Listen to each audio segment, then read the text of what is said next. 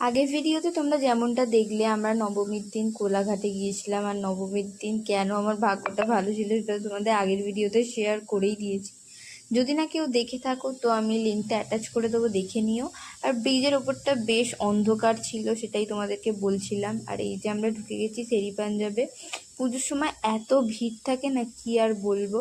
তো আগের বছরও আমরা গিয়েছিলাম, কিন্তু পাখিদের এই খাঁচাটা ছিল না। এটা এবছর করেছে, বেশ সুন্দর। আর এত বড় বড় খাঁচাতে একটা করেই পাখি ছিল। তো এখানটা একটু লাইট ছিল বলে একটু সুন্দর সুন্দর ভিডিও করে নিচ্ছিলাম। দেন এই যে লোটাস টেম্পল, মেবি এটার নাম, খুব সুন্দর করেছিল। এটাও 2024-এ ছিল না, 25-এ নতুন দেখলাম। আর মন্দিরের ওপরে ভিডিও আর করতে দেয়নি, তো সেজন্য ভিতরটা তোমাদেরকে দেখাতে পারলাম না। তারপরেই আমরা চলে গিয়েছিলাম খেতে, কারণ প্রচণ্ড লাইন ছিল। তো আমরা আগেই বুকিং করেই এসেছিলাম। তো কী কী খেয়েছি সেটা তোমাদের এটা অ্যাটাচ করে দিলাম।